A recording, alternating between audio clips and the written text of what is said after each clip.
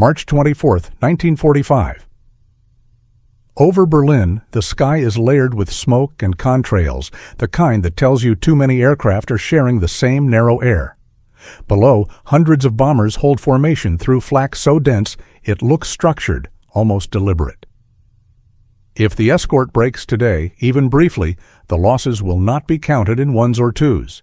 They will be counted in crews, in entire aircraft, in gaps that will never be filled. The war has reached a point where failure is no longer survivable. The fighters holding position on the wings were never meant to be here. They came from a program designed to stall rather than succeed, built inside the Army Air Forces to satisfy pressure without altering outcomes.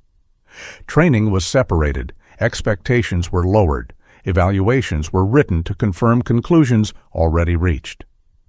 The idea was simple and efficient: allow participation without allowing consequence. Let time prove what policy had already decided. The men who passed through that system learned quickly that every action carried extra weight. Mistakes were permanent. Success was temporary. They trained under conditions that lagged behind everyone else: older aircraft, fewer resources, instructors who knew the ceiling was fixed. Advancement was slow, assignments conditional. Nothing about the structure suggested trust. When the war expanded beyond planning, that structure began to strain. Daylight bombing depended on escorts that could stay with heavy bombers for the entire mission. Not chase, not roam. Stay. Losses mounted where escorts turned back early. The math became impossible to ignore. Strategy demanded endurance, not belief.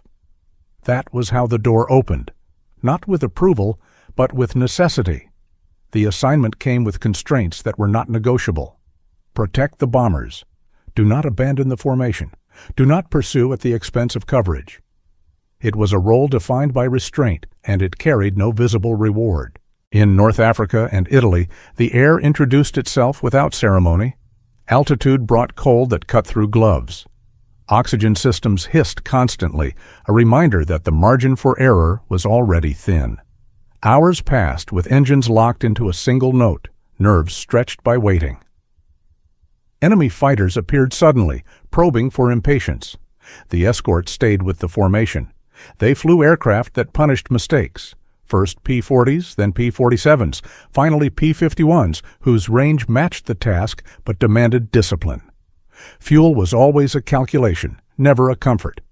Every decision had to account for the return, because landing short meant losing everything that had been preserved up to that point. There was no room for heroics. Breaking formation for a kill meant leaving bombers exposed. Chasing meant abandoning the job. The pressure was constant and impersonal.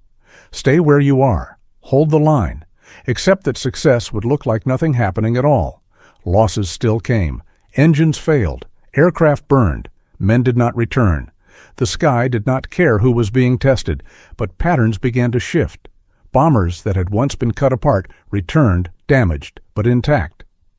Crews began to notice that their escorts did not disappear halfway to the target. They stayed even when it would have been easier not to. The system noticed only through numbers. After-action reports showed fewer missing aircraft.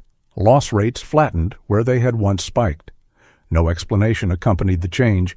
No one announced a correction. Orders simply continued. By 1944, the pressure intensified. Missions pushed deeper into defended airspace. Fuel margins narrowed further. Aircraft were flown past recommended limits because replacements lagged. Pilots slept in fragments, briefed without excess words, launched again because the schedule demanded it. Scrutiny never lifted. If anything, expectations hardened. Consistency was no longer surprising. It was required. There were days when aircraft were grounded for reasons that never appeared in writing. Delays that carried no explanation. The message was implicit and continuous. Any failure would still confirm the old belief. Success would only postpone judgment. And yet the work held. Escorts stayed with bombers through flak so heavy it forced formations to fly straight into it. They broke attacks and returned to position. They shepherded damaged aircraft that should not have stayed aloft. They landed with fuel gauges reading nothing they trusted.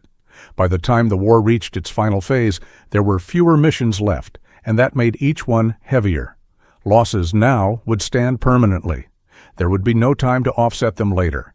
Aircraft were worn thin, engines ran rough. Maintenance crews promised only that planes were flyable, not that they were sound. The last missions launched without ceremony. The escort took position as it always had, stayed where it was told, held through the final pressure without deviation. When it ended, it did not feel like relief. Engines shut down, paperwork closed. The record froze exactly where it stood. Bombers had returned often enough that the conclusion could no longer be avoided, even if it was never spoken aloud. Afterward, the system adjusted quietly. Barriers lifted without apology. Rules changed without explanation. The past was not revisited because the future no longer required the old limits. New pilots entered cockpits unaware of how narrow the margin had once been. What remains is not a legend, but a duration, a record of sustained restraint under conditions where failure would have been permanent. When belief gave way to necessity and necessity demanded proof, the men of the Tuskegee Airmen were already in position. They did not announce the change. They did not argue for it. They stayed. And when the war had no choice left, that was enough. What followed did not arrive as recognition. It arrived as normalization. The escort role they had performed under constant scrutiny became simply the way things were done. Procedures absorbed their work without footnotes. Training manuals changed tone. Assignments opened without comment. The institution moved forward as if the question had never existed, because admitting that it had would have required acknowledging how close it came to costing everything. For the men themselves, the transition was uneven.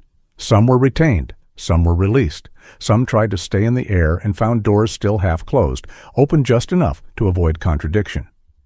The war had proven what it needed to prove, but proof does not automatically translate into equity. Systems correct outcomes first.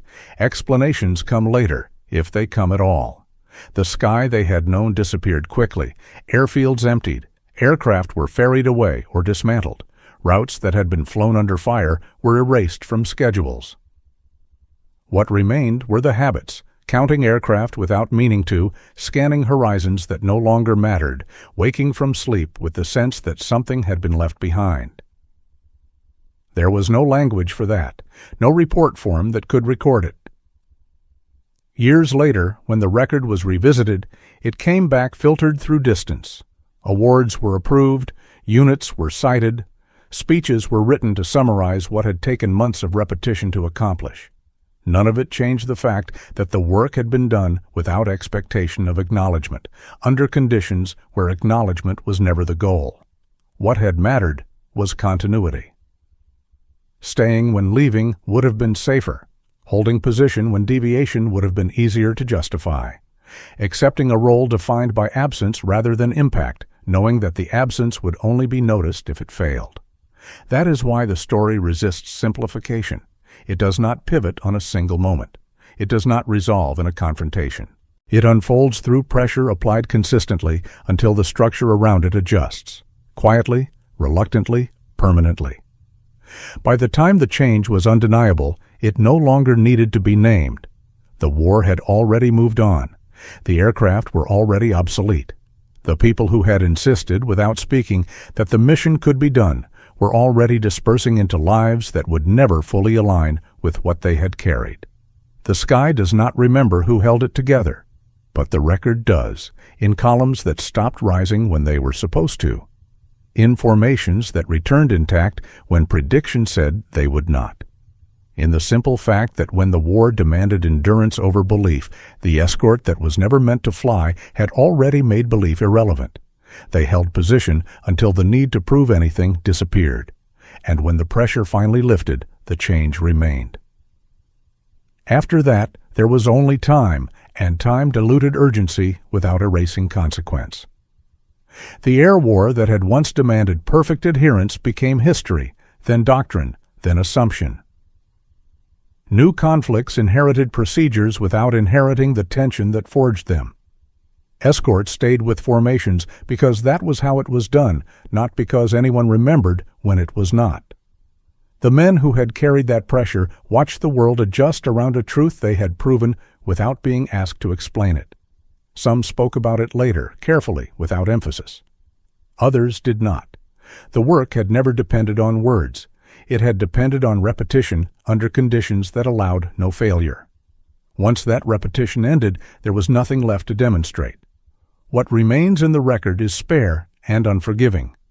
Dates, aircraft types, loss rates that flatten where they were expected to climb, mission totals that close without collapse. There is no annotation explaining why those lines bend when they do, no admission attached to the change, just evidence, left to stand on its own. That is how the story ends in reality, not with celebration, not with correction, but with quiet permanence. A system altered by sustained contact with fact, a belief rendered obsolete without being argued down, a task completed so consistently that it erased the need to justify who was allowed to perform it. The war moved on, the sky emptied. But the shape of what had been proven did not revert. It held, and in that holding, unremarkable, undocumented, and decisive, the final pressure released, leaving behind a change that could not be undone. What lingered after was not closure, but inertia. Institutions are good at carrying forward what works and poor at remembering why it once resisted it. The escort doctrine endured because it produced results, not because anyone revisited the conditions that made those results contentious in the first place. The contradiction dissolved into routine, and routine erased the trace of conflict. For the individuals who had flown under that weight, the passage into ordinary time was abrupt. The intensity had been sustained, not episodic. When it ended, there was no gradual descent. One day there were briefings, engines, altitude, constant calculation. The next there was silence and paperwork and a sense that something essential had been removed without replacement. The war did not taper off. It stopped. Some carried the discipline forward into civilian life, where it fit poorly. The habit of holding position, of measuring success by what did not go wrong, rarely finds acknowledgement outside systems built for it. Others drifted away from anything that resembled structure at all. The work had taken its shape from constraint, and once that constraint vanished, there was nothing to anchor it. As decades passed, the story surfaced and receded in cycles. Anniversaries brought attention, documents were re-examined, footnotes expanded into chapters. Each return added clarity, but also distance. The urgency that had once defined every decision could not be reconstructed. The stakes could be described, but not reimposed. What never changed was the nature of the proof. It did not rest on declarations or intent. It rested on outcomes sustained over time. On missions completed under identical pressure to every other unit, without special allowances and without margin. On the fact that when the war demanded a solution it could rely on, that solution did not fail. There is a temptation to search for a turning point, a single moment where everything shifted. None exists. The shift happened gradually, invisibly, as evidence accumulated faster than resistance could be justified. By the time the balance tipped, there was nothing left to argue. The question had been answered too many times to be reopened. That is the final shape of it, not a breakthrough, but an erosion, not defiance, but precision, not recognition, but permanence. A system confronted with reality often enough that it quietly reorganized itself around it. The sky where those missions flew is empty now, indistinguishable from any other. But the assumptions that governed who could fly and how responsibility was assigned did not return to what they had been. They moved forward, altered by work that asked for no acknowledgement and received none when it mattered. And that is how the pressure finally ended. Not with release, but with absorption. The task became ordinary. The resistance became unnecessary. And the change, once forced by necessity, remained because it worked. By the time the silence fully settled, the shape of the change was no longer visible from the inside. It had blended into procedure, into expectation, into the quiet confidence of systems that no longer questioned their own foundations.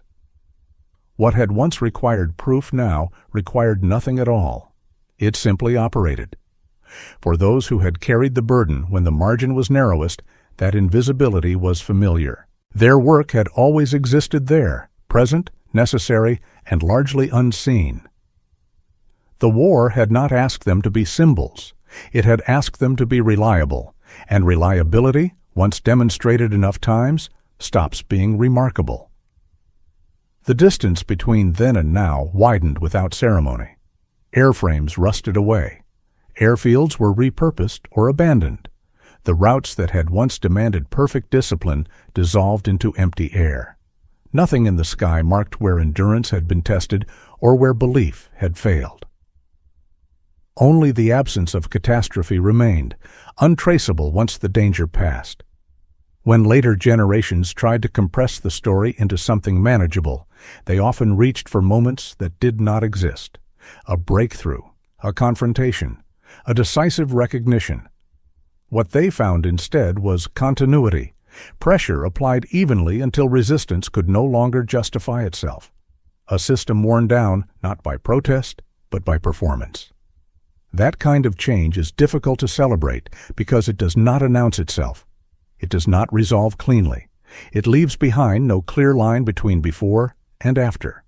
Only a quiet certainty that something once considered impossible became routine, and that routine endured. In the end, there is no final image to hold on to, no last formation cutting across the sky, no closing order that seals the shift in language. The work simply stops being questioned, and in that silence, its impact becomes permanent. The war demanded results when belief failed it. Those results arrived without spectacle, without rhetoric, and without pause. They accumulated until denial was no longer practical. And when the pressure finally lifted, what remained was not acknowledgement, but change, embedded deeply enough that it no longer needed to be defended. That is where the story rests. In the space between expectation and outcome, where endurance quietly outlasted assumption, and where the absence of failure became the most decisive fact of all. What history eventually circles back to is not the drama of access, but the cost of delay. How close the war came to breaking its own strategy because belief was allowed to override measurement. How many crews were lost before endurance was valued over assumption. Those numbers exist, but they are rarely placed beside the policy that made them possible. They sit apart, disconnected, as if coincidence explains them. The men who flew under that delay understood something the system could not afford to articulate at the time, that the job itself was indifferent to who performed it. Altitude did not change. Flak did not adjust. German fighters did not pause to confirm identity. The sky applied the same standard to everyone, and it applied it without negotiation. Meet it or be removed. That impartiality is what finally closed the argument. Not empathy, not reform, physics, probability. Attrition curves that did not care about intent. Once the escort stayed, once the formation held, the outcome stabilized. The war accepted the result because the war had no interest in theory. When later conflicts inherited the structure that emerged, they did so without inheriting the friction. The door was open by then. What had once required sustained pressure now required nothing. Pilots flew where they were assigned. Escorts stayed because that was the rule. No one needed to remember why the rule existed. But the origin mattered, even if it was no longer spoken, because it showed how fragile systems become when belief outruns evidence, and how resistant they can be to correction until reality forces contact. The change did not arrive when it was deserved. It arrived when the cost of not changing became intolerable. That is the quiet weight beneath the story. Not triumph over adversity, but the knowledge that adversity was prolonged by choice, that success was delayed not by inability, but by refusal, and that when refusal finally collapsed, it did so without drama, leaving only the work to speak for itself. In the end, nothing about the sky commemorates that delay or its resolution. It offers no markers, no memory. Only the record does, thin and insufficient, showing where loss slowed, where formations returned, where an assumption failed under repetition. The pressure that once defined every flight is gone now. What it left behind is not tension, but structure, not memory, but outcome. A change so thoroughly absorbed that it no longer announces its origin. And that is how the story finally settles, not as a lesson delivered, not as justice completed, but as a fact established too firmly to be undone. The war pressed until it had no choice. The work held until it didn't need to be proven again. And the system, altered by necessity rather than insight, carried that change forward as if it had always been inevitable. By the time the distance became absolute, the urgency that once defined every decision had been replaced by interpretation. Scholars debated policy. Documentaries searched for moments of confrontation. The story was framed as progress, as awakening, as correction. None of those words existed in the cockpit. None of them influenced what happened at altitude, where outcomes were decided without reference to belief. What existed there was pressure without rhetoric, a formation that had to hold, fuel that had to last, an escort that could not leave without consequence. Every flight reduced the question to its most unforgiving form. Either the system worked as it claimed, or it failed in the air where failure was final. There was no space for theory to survive that exposure. The men flying those missions understood that nothing they did would be interpreted generously in the moment. Any loss would confirm suspicion. Any deviation would be remembered longer than months of consistency. That knowledge shaped behavior more effectively than encouragement ever could. It narrowed choices. It enforced discipline. It made restraint automatic. This is the part that resists retelling. Because restraint does not climax, it does not resolve. It accumulates quietly until it becomes structural. And once it becomes structural, it disappears from view. The work that forces change is rarely the work that receives attention. When the final tallies were complete, they did not announce vindication. They simply refused to support the assumptions that had preceded them. Loss rates did not align with prediction. Escort effectiveness did not vary the way it was supposed to. The expected failure never arrived. And without failure, the justification collapsed on its own. The institution adapted not because it wanted to, but because there was nothing left to defend. The war had required results. The results had been delivered. Anything else became administrative friction. For the individuals involved, that resolution came too late to feel complete. Proof does not erase the conditions under which it was demanded. It does not return lost aircraft or time spent under scrutiny that never fully lifted. It only changes what comes next. And what came next carried forward without explanation. New generations entered a system already altered by work they were never told about. They flew under assumptions that had been earned quietly, under pressure, by people who were not permitted to fail even once. That is the enduring shape of it. Not a breakthrough moment, but a sustained exposure of belief to reality. Not a confrontation, but a narrowing of options until the only viable one remained. Not recognition, but absorption. The war did not resolve the contradiction out of fairness. It resolved it out of necessity. And once resolved, it did not look back. What remains is a record that does not dramatize itself. It shows only that when the demand for performance became absolute, when theory could no longer be protected from outcome, the work held. Consistently, repeatedly, until the assumption that had once restricted it could no longer survive contact with fact. There is no cleaner ending than that, no final gesture, just the quiet permanence of a change that came too late to prevent all loss, but early enough to alter what followed. The sky moved on. The war ended. The pressure released. But the structure shaped by that pressure did not revert. It remained embedded, unannounced, carried forward by people who never knew how narrow the margin had once been. And that is why the story does not end with applause or closure. It ends with continuity. With the absence of reversal, with a system that changed not because it was persuaded, but because it was forced to accept what endurance had already proven. What that continuity conceals is how fragile it once was, how easily it could have gone the other way. The record looked stable only because it froze after the pressure ended. Before that, nothing was guaranteed. The system could have reverted. The assignments could have shifted. One spike in losses, one poorly timed failure, would have been enough to reinforce everything that had come before. The margin was never theoretical. It existed, flight by flight. That awareness never left the cockpit. It sat behind every decision, every refusal to break formation, every moment of restraint when instinct argued otherwise. The job was not to prove a point, it was to avoid providing an excuse. That burden shaped behavior in ways no directive ever could. It created a standard that had to be met every time because the cost of missing it once was understood. From the outside, it looked unremarkable. Escorts flew where escorts were supposed to fly. Bombers returned when they returned. Losses occurred at rates that no longer raised alarms. From the inside, it felt like holding something together by maintaining pressure, never easing it long enough for doubt to enter. Consistency was not comfort, it was obligation.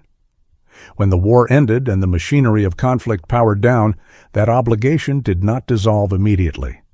It lingered as a posture, as a way of measuring actions against consequences. Many carried it quietly, long after there was any reason to. The work had required it, and habits formed under necessity do not release easily. As years layered over years, the story became safer to tell. Distance made it easier to frame as progress, as inevitability, as a step along a larger arc.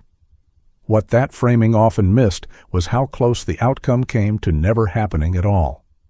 How dependent it was on sustained performance under conditions that allowed no margin and offered no reassurance. The war did not reward that performance when it mattered most. It simply stopped resisting it. That was enough to alter the structure going forward, but it left the past untouched. The losses that preceded the shift were not revised. The delay was not corrected. History absorbed the result without repairing the cost. And yet the result mattered, not as inspiration, not as symbolism, but as proof of what happens when belief is forced to submit to outcome. When systems designed to limit participation are exposed to conditions where limitation becomes a liability, when endurance outlasts assumption. The sky that carried those missions offers no evidence of any of this. It remains indifferent, empty, unchanged. Only the structure below it reflects the pressure that once passed through it. Only the record shows where consistency altered trajectory without ever announcing itself. That is the final residue of the story. A change embedded so deeply that it no longer needs defense. A correction made not by admission, but by repetition. A truth established not through declaration, but through survival. There is nothing left to add beyond that. The pressure ended. The work remained, and the system, having been forced to accept reality once, carried that acceptance forward as if it had always been there. What often gets lost is that nothing about the outcome felt secure while it was happening. There was no point at which anyone could say the question was settled. The flights continued under the same conditions that had always existed: long routes, hostile airspace, aging aircraft, while the scrutiny simply shifted from whether the mission could be done to whether it could be sustained without exception.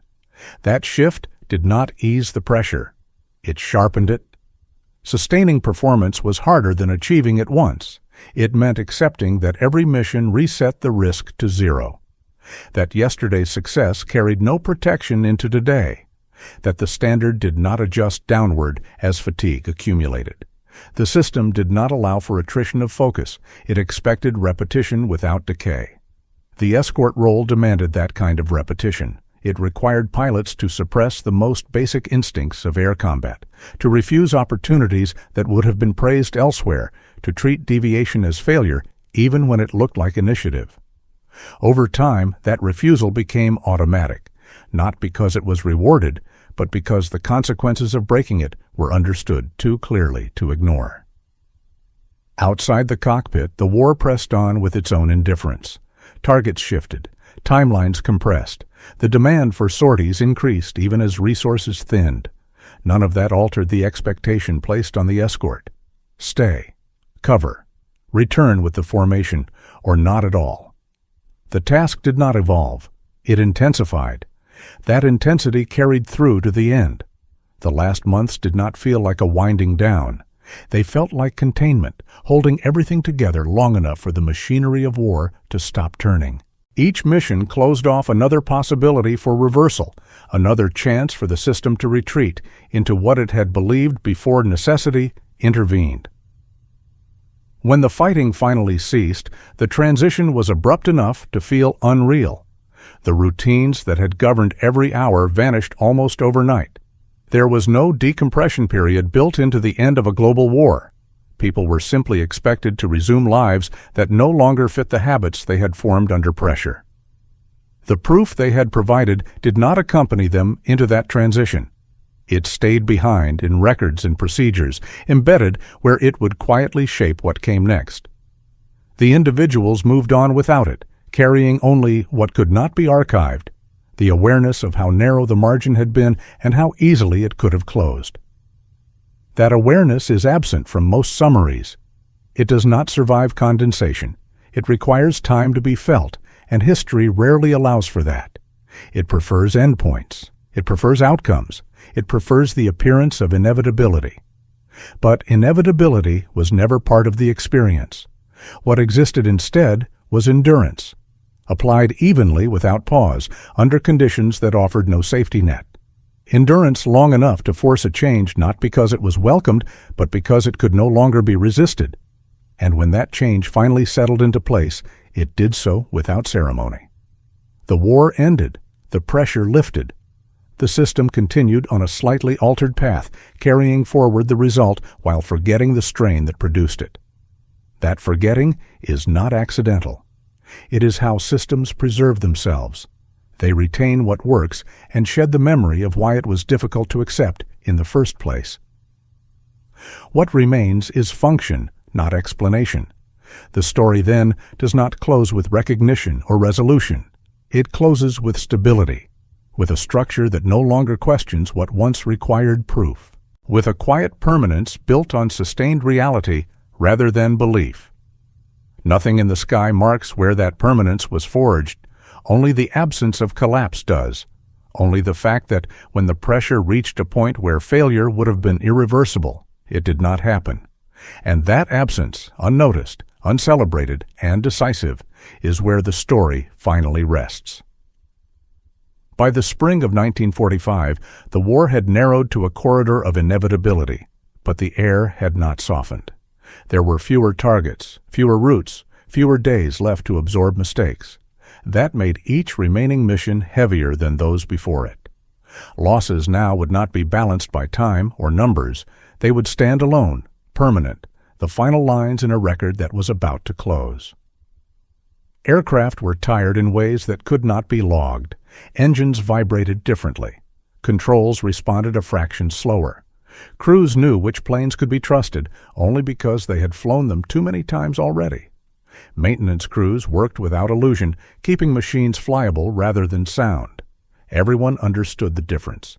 The escort was no longer questioned, but it was no longer forgiven either. Consistency was assumed. Any deviation now would not be dismissed as anomaly. It would be the last impression left behind. The pressure that had once been about permission became pressure about ending without failure.